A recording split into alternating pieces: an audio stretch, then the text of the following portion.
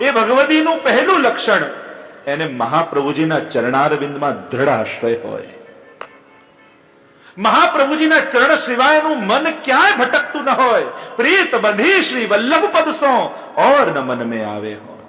જો બીજો મનમાં આવે છે તો એમ માનજો કે હજી પ્રીત બંધાઈ નથી. नैन में प्रीतम बस रहा दूजा कहां समाए. भरी सराय रहीम की पथिक आप मुड़ जाए. રહીમજી પણ કહે છે ને કે જેમ કોઈ ધર્મશાળામાં રહેવા આવ્યું હોય ને ધર્મશાળાના બધા રૂમ ભરાયેલા હોય તો મુસાફર આગળ નીકળી જાય, એમ જેને ઠાકોરજીના આંખોમાં વસાવ્યા છે તો વિષયો પણ જુએ કે અહીંયા તો જગ્યા જ નથી, એ વિષયો પણ છોડીને આગળ જતા રહે છે. પહેલું લક્ષણ શ્રી મહાપ્રભુજીના ચરણોમાં અનન્ય શ્રદ્ધા હોય. બસ આ સૌથી સિરમોર લક્ષણ. વલ્લભ વલ્લભ વલ્લભ મુખમાંથી નીકળતું હોય, અને જેના મુખમાં વલ્લભ હોય, દયારામભાઈ તો કહે છે ને માદા વણ તેડ્યું આવે. ઠાકોરજી અને સ્વામીજી વલ્લભનું યુગલ કેવું છે કે યુગલ જેમ પેલા પક્ષીના યુગલ હોય છે, એકબીજા વગર રહી નથી શકતા, એમ જ્યાં ઠાકોરજીનું નામ છે ત્યાં મહાપ્રભુજીનું નામ જેના મુખમાં છે ઠાકોરજીને શ્રોતા પધારે છે. બીજું લક્ષણ બતાવ્યું, અનન્ય ભક્તિ કરનારો હોય. ભક્તિ જેના હૃદયમાં પ્રગટે એના હૃદયમાં અનન્યતા આવી જ જાય. પ્રેમ અનન્યતા આપે જ છે, સ્વાભાવિકતા છે પ્રેમની. જેને જોડે પ્રેમ થયો હોય તો એમ કહેવાય કે હવે આને ભજવું પડશે, આને માનવા પડશે, આને ખોટું લાગી જશે, આ નહીં કરો તો આમ થઈ જશે, આમ નહીં કરો તો આમ થઈ જશે. પુષ્ટિ ભક્તિ યથા વ્રજ ગોપિકાનામ. ગોપિકાનામ ગુરુ પ્રોક્તા ગોપીજનોની ભક્તિ છે. પુષ્ટિ માર્ગમાં ઘણી વાર અન્ય આશ્રય અને અનન્ય આશ્રય માટે ઘણી બધી મૂંઝવણો હોય છે, પણ અન્યાશ્રયનો તો સવાલ જ નથી આવતો. જ્યાં પ્રેમ હોય, જ્યાં પાતિવ્રત ભક્તિ હોય, ત્યાં તો મન બીજે જાય જ કેમ? અને જાય તો ભક્તિમાંથી ચ્યુત થઈ જવાય. આ ભક્તિને સમજો, પુષ્ટિ ભક્તિને સમજો. પુષ્ટિ માર્ગી વાત કરે અનન્ય ભક્તિની તો બધાને વિરોધ થઈ જાય કે આ લોકો આમ કરે છે. તો મીરાને જોઈને જઈને મીરા પાસે જઈને કેમ ઝઘડતા નથી? મીરા કહેતી હોય કે મેરે તો ગિરધર ગોપાલ દૂસરો ન કોઈ. ત્યાં કેમ લડકાર? જાણે છે મીરા તો કૃષ્ણને થઈ ગઈ. એમ પુષ્ટિ ભક્ત પણ બ્રહ્મ સંબંધ દ્વારા સર્વસ્વનું સમર્પણ ઠાકોરજીને કરી ચૂક્યો છે. પછી મન એનું બીજે જાય તો એની ભક્તિ લજાય.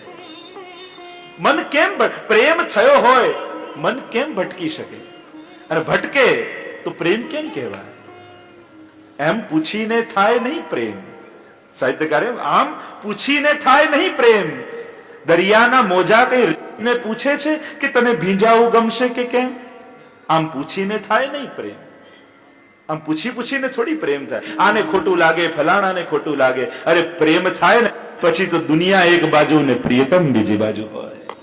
શ્રીનાથજીમાં જેનું મન લાગી ગયું હોય પછી આ દેવતાને આમ ખોટું લાગશે ને ફલાણા આમ બોલશે, પેલું આમ કહેશે, પછી એ બધી ચિંતાઓ રહેતી નથી. પછી તો જેને જે કેવું હોય એ કહે હું તો ઠાકોરજીનો થઈ ગયો છું બ્રહ્મ સંબંધ દ્વારા. અનન્યતા એ ભક્તિનો સ્વભાવ છે. ભક્તિને સમજતા નથી એટલે બધાને સારું લગાડવા જઈએ છે. પણ સારું લગાડવું એક જુદી વાત. હા, પણ અનન્યતાનો અર્થ બીજાનું અપમાન તો નથી જ થતું. એ વાત સ્પષ્ટ હોવી જોઈએ. કોઈનું અપમાન કરવું એ તો ક્યારેય નથી થતું. જીવ માત્રનું સન્માન ગોકુલનાથજી કહે. પણ ભક્તિ એની જગ્યાએ છે. જેમ કોઈ પરણીને આવે તો જેઠ પણ છે, સસુર પણ છે, દિયર પણ છે, પણ પતિ એ પતિ છે. ઘણા લોકો પૂછે કે આ બીજે પ્રસાદ કેમ નથી લેતા? આજ પ્રસાદ ઠાકોરજીને ધરેલો જ કેમ લો? કારણ કે એ પાતિવત ભક્તિ છે. પત્ની બધાનું સન્માન કરે પણ એઠું તો પતિનું જ લે ને. યથા વ્રજ ગોપિકાના. હવે તમે ગોપીજનો જઈને કોઈ ઝઘડ્યા છે કે તમે હવે આમની આરાધના કેમ નથી કરતા અને ફલાણાની આરાધના કેમ નથી કરતા, અહીંયા કંકુ કેમ નથી ચડાવતા, અહીંયા તેલ કેમ નથી ચડાવતા? એવું કોઈ ગોપીને જઈને સમજાવી શકે? ના.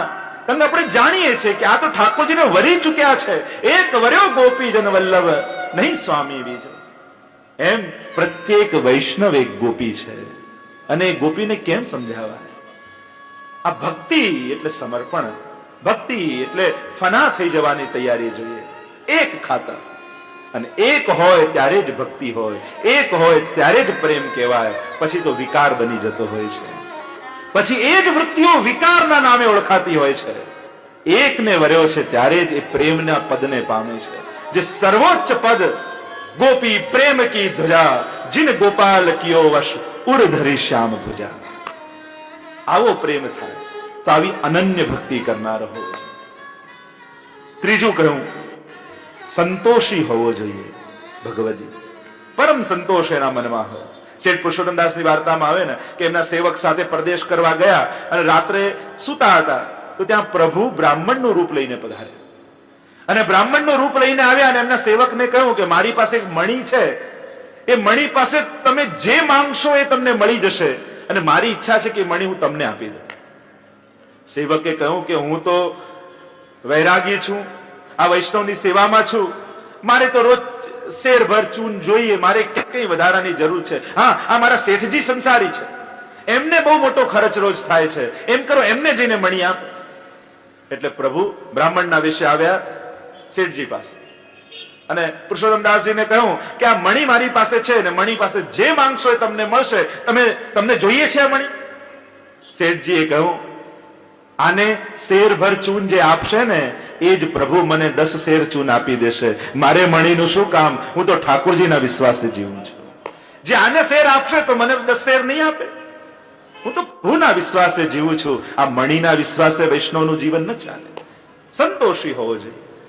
કુંભનદાસજી પાસે માનસિંહ આવ્યા ને, કહ્યું કે આ રત્નજડિત આરસી રાખો, તમે કહો તો 12 મહિનાનું રાશન તમને ભરાવી દઉં. અને પેલા કહ્યું કે અમારો રાશન વાળો તો આ રહ્યા સામે બે, એક બોરડીનું ઝાડ ને એક ટેટીનું ઝાડ. એક શીતકાલમાં ફળ આપે અને બીજો ઉષ્ણકાલમાં ફળ આપે. અમારું તો બધું આનંદથી ચાલી રહ્યું છે. આ આરસી ઘરે રાખી ઠાકોરજીની ચિંતન છોડીને આની ચિંતા કરવી પડે મારે. અમારે કઈ ન જોઈએ, તમે તો જાઓ. અકબર બાદશાહે બોલાવ્યા કુંભનદાસજીને, કહ્યું તમે માંગો એ આપું. કુંભનદાસજીએ કહ્યું કે માંગો છો તો એટલું જ માંગુ, આજ પછી મને બોલાવતા નહીં અને તમારું મુખ બતાવતા નહીં. ભક્તન કો કહા સીકરી કામ, આવત જાત પનૈયા તૂટી, બિસર ગયો હરિનામ. અરે જાકો મુખ દેખે દુઃખ ઉપજત, તાકો કરનો પડ્યો પ્રણામ. અમે તો પ્રભુના વિશ્વાસે જીવના. અશેષ ભક્ત સંપ્રાર્થ, ચરણાબ્જ રજો ધન. 108મું નામ મહાપ્રભુજીનું. કેવા સેવકો દ્વારા સેવિત છે મહાપ્રભુજી કે જેમના માટે શ્રી મહાપ્રભુજીના ચરણની રજ જ સર્વસ્વ ધન છે. એવા સેવકો દ્વારા આપ સેવિત છે. ધર્મ હી તે પાયો, યહ ધન ધર્મ હી તે પાયો. આવો કોઈ ભગવતી જીવનમાં મળે. ચોથું લક્ષણ બતાવ્યું, પ્રભુના ચરણારવિંદ સિવાય અન્યત્ર એને ક્યાંય આસક્તિ ન હોય એ ભગવતી. પ્રભુના ચરણારવિંદ સિવાયનું મન ક્યાંય ન જતું હોય. પાંચમું લક્ષણ બતાવ્યું, પ્રાણી માત્રનો હિત કરવામાં તત્પર હોય એ વૈષ્ણવ, એ ભગવતી, એનો સંગ કરવો. અને છઠ્ઠું લક્ષણ બતાવ્યું, જેની અંદર ઈર્ષા ન હોય, જે બીજાના સુખને જોઈને સુખી થઈ શકે એવો હોવો જોઈએ. ઈર્ષા એટલે જે બીજાનું સુખ ન જોઈ શકાય અને મનમાં જે ભાવ જાગે એનું નામ ઈર્ષા. વૈષ્ણવ બીજાના સુખ જોઈને આનંદમાં આવી જાય એવો હોવો જોઈએ. અને કહ્યું કે પ્રભુ સેવા અને કથામાં આદર કરવા વાળો હોય એવા ભગવતીનો જો સંગ મળે તો આ જીવન ધન્ય થઈ જાય. તો ઠાકોરજી એ જીવ પર કૃપા કરે. ઠાકોરજીની કૃપા એવા વૈષ્ણવ પર થાય. અને આવો વલ્લભમાં અનન્ય ભાવ નાખનારો વૈષ્ણવ મળે. સુંદરદાસની વાર્તા આવે ને, બધે મહાપ્રભુજીના જ દર્શન કરે, બીજે ક્યારે કોઈની પ્રશંસા ન કરે, એમનું ચિત્ત બીજે જાય જ નહીં. અને એક વાર પ્રસાદ લેવા માટે સુંદરદાસજી બેઠા હતા અને કોઈએ પૂછ્યું કેમ લાગ્યું? અને સુંદરદાસજી કે બહુ સુંદર, અદ્ભુત, બહુ સુંદર. પેલા વૈષ્ણવ આશ્ચર્યમાં પડી ગયા કે આપ તો મહાપ્રભુજી સિવાય બીજા કોઈના વખાણ ગુણગાન કરતા નથી અને આજે મહાપ્રસાદ આવો સુંદર લાગ્યો. સુંદરદાસજી ભાનમાં આવ્યા અને બોલ્યા, કયો મહાપ્રસાદ? કેમ? મેં પૂછ્યું મહાપ્રસાદ કેવો લાગ્યો? અને તમે કહો બહુ સુંદર, બહુ સુંદર. સુંદરદાસજી કહે, મારું ચિત્ત મહાપ્રસાદમાં નહોતું, હું તો ચિંતન કરી રહ્યો હતો કે મહાપ્રભુજી કૃષ્ણદેવરાયની સભામાં સોનાના સિંહાસન પર બિરાજ્યા છે, એમનો કણકાભિષેક થઈ રહ્યો છે અને ત્યાં તમે પૂછ્યું કેવું લાગ્યું? એટલે મેં કહ્યું સુંદર, સુંદર, બહુ સુંદર. મારું ધ્યાન તો ત્યાં હતું. આવા વલ્લભના ચરણના અનુરાગી. એટલે જ હરિરાયજી પોતે કહે છે, મિલે કબ શ્રી વલ્લભ કે એ અનુરાગી, મિલે કબ શ્રી વલ્લભ કે ચરણ કમલ કે અનુરાગી. આવા ભગવદી જો મળે તો વૈષ્ણવનું જીવન કૃતાર્થ થઈ જાય. અને આમ ગાન કરતા હરિરાયજી બોલે, એવા વલ્લભના સ્નેહીજનો ક્યારે મળે?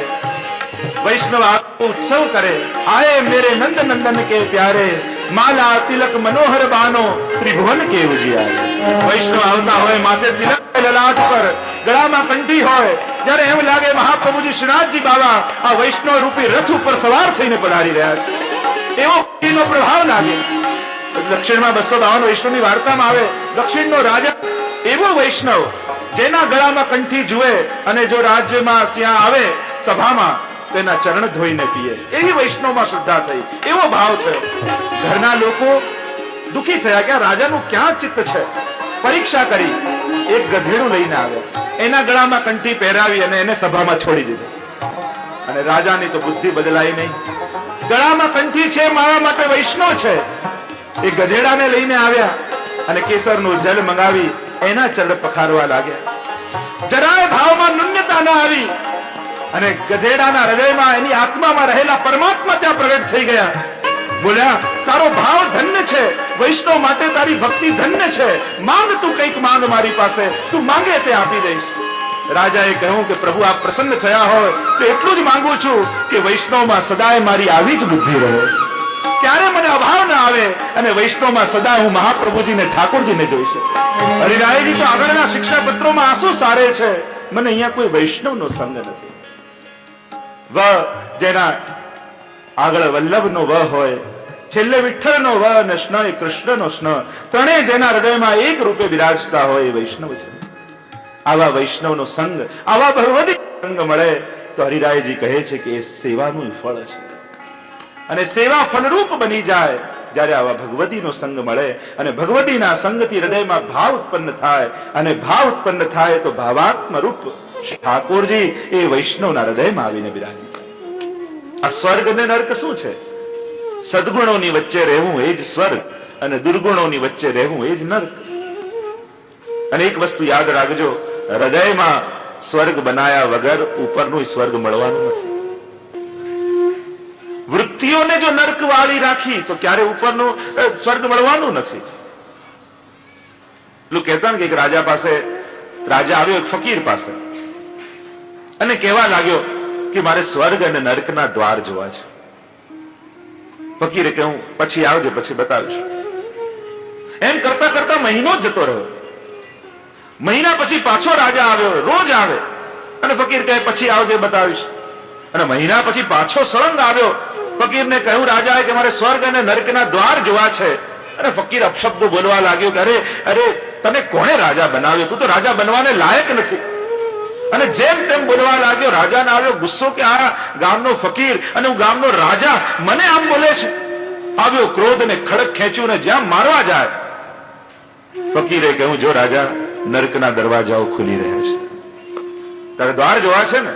આ ક્રોધ, આ દુર્ગુણો એ જ નર્કના દ્વાર છે. ભાન આવ્યું, અરે હું આ શું કરવા બેઠો? ગુરુને મારવા બેઠો.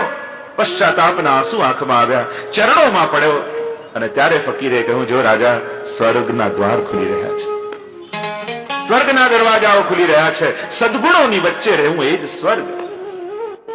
તો મૂળ વાત જે કરતો હતો, સેવા સત્સંગ એ કોઈ પ્રવૃત્તિ નથી, એ વૈષ્ણવની વૃત્તિનું નામ છે. શિક્ષાપત્રમાં હરિરાય મહાપ્રભુજી એ જ વાત કરે છે કે દુસ્સંગ વૈષ્ણવને લાગતો નથી, કારણ કે દુસ્સંગમાં વૈષ્ણવને રુચિ જ નથી. અને સત્સંગ વૈષ્ણવનો છૂટતો નથી, કારણ સત્સંગ વગર વૈષ્ણવ જીવી જ શકતો નથી.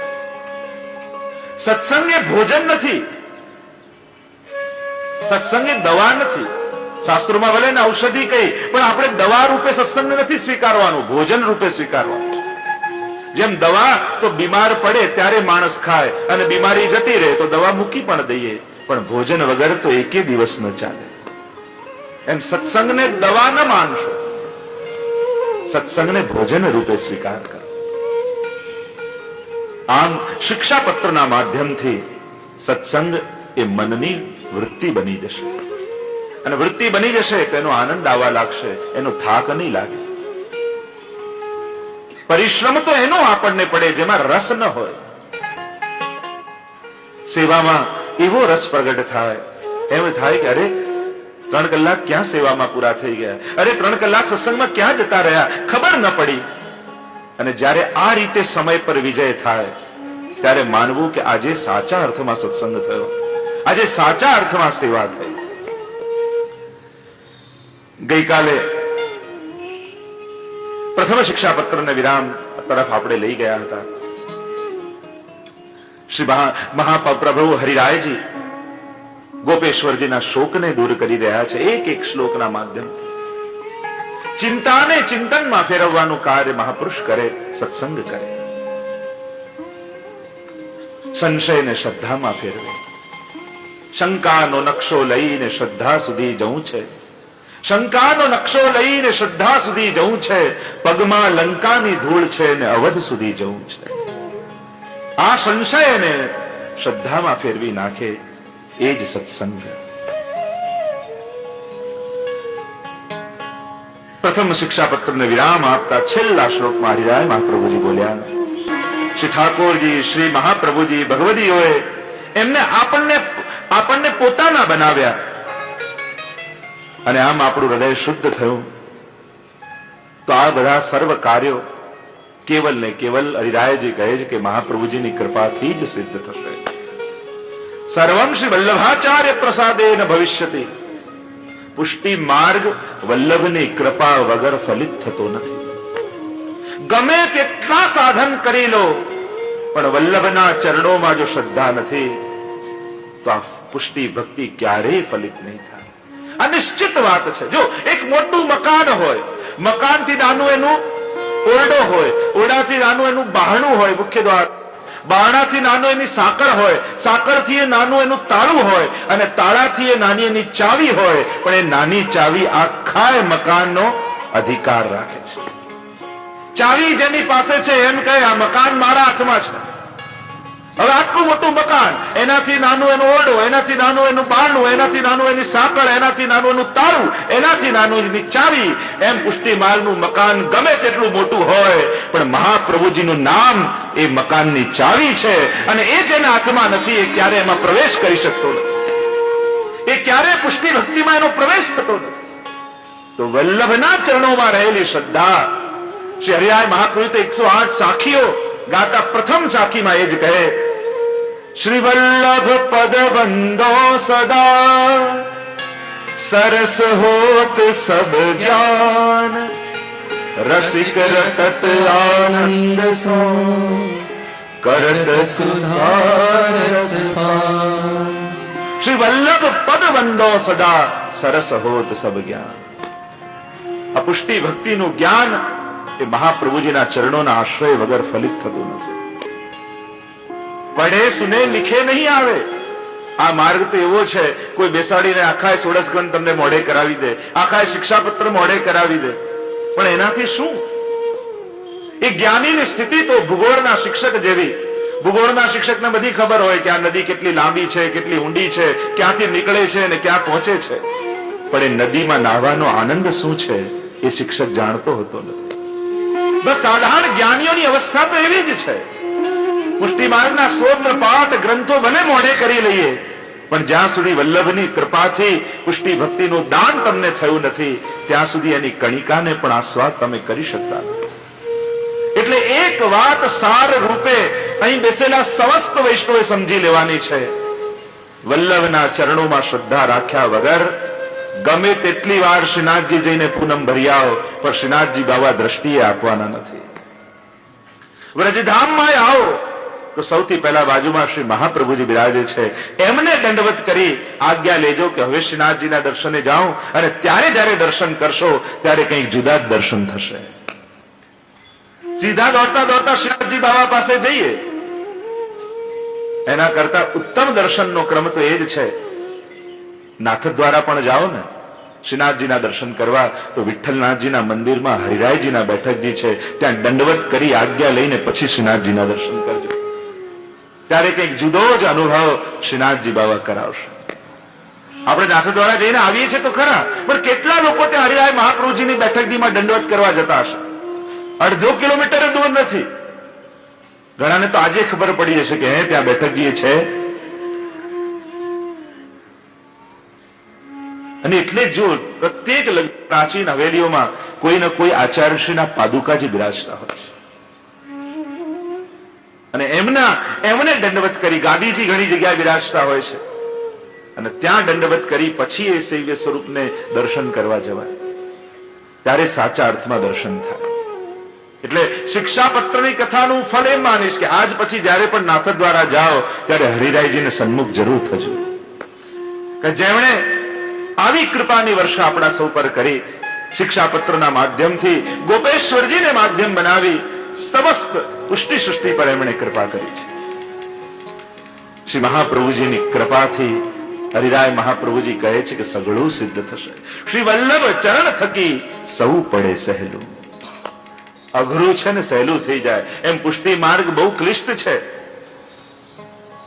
પણ ઘણીવાર ગણિતના સાહેબ એવી યુક્તિ બતાવી દે, એવું સૂત્ર બતાવી દે કે આખો દાખલો સહેલો લાગવા માંડે.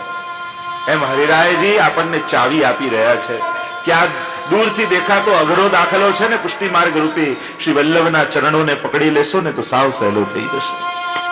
દયારામભાઈ તો ત્યાં સુધી કહે છે, અષ્ટાક્ષર પંચાક્ષર ભાગવત ગ્રંથ સહિત શ્રી વલ્લભના નામમાં જો છે પૂર્ણ પ્રતીક. એક શ્રી વલ્લભનું નામ, એમાં અષ્ટાક્ષરે સિદ્ધ થઈ જાય, પંચાક્ષરે સિદ્ધ થઈ જાય અને સમગ્ર ભાગવત એમાં આવી જાય. કઈ રીતે? સુરદાસજીએ પણ છેલ્લું પદ ગાયું, જયારે દ્રઢ ઇન ચરણ કેરો ભરોસો, એની ગણતરી કરો તો 13 અક્ષર થાય અને 13 અક્ષર એટલે અષ્ટાક્ષરના 8 અને પંચાક્ષરના 5, આમ 8 અને 5 13 થાય અને એ સિદ્ધ થાય મહાપ્રભુના ચરણારવિંદના આશ્રય. દ્રઢ ઇન ચરણ કેરો ભરોસો, એનો જો તમે ગણવા જાઓ તો 13 અક્ષર થાય અને એ આશ્રયથી અષ્ટાક્ષર અને પંચાક્ષર બંને સિદ્ધ થઈ જાય. શ્રી ભાગવત પ્રતિપદ મણિવર ભાવાંશ ભૂષિતા મૂર્તિ શ્રી વલ્લભાભિદાન સ્તનોતુ નિજ દાસસ્ય સૌભાગ્યમ. શ્રી ગુસાઈજી પ્રભુચરણ સપ્ત શ્લોકીમાં શ્રી મહાપ્રભુજીના ગુણ બતાવતા કહે છે, આ વલ્લભનું સ્વરૂપ શું છે? શ્રી ભાગવત પ્રતિપદ મણિવર, ભાગવતનો પ્રત્યેક પદ એ મણિ જેવું છે. ભાવાંશ ભૂષિતા મૂર્તિ, અને એના ભાવરૂપ આ શ્રી મહાપ્રભુજીનું સ્વરૂપ છે. એન મેન વ્રજરાજ ઉછંગે શ્રીમદ વલ્લભ રૂપ સુરંગે અંગ અપ્રતિભાવન કે ભૂષણ વૃંદાવન સંપત્તિ અંગંગે. વૃંદાવનમાં થતી અનંત લીલાઓ અને એના ભાવરૂપ શ્રી મહાપ્રભુજીનું શ્રીઅંગ છે.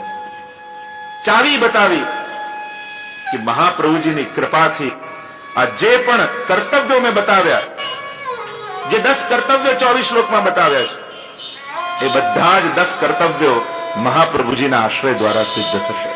બાકી કોઈ ઉપાય નથી આ માર્ગ, કેવલ એમનો આશ્રય.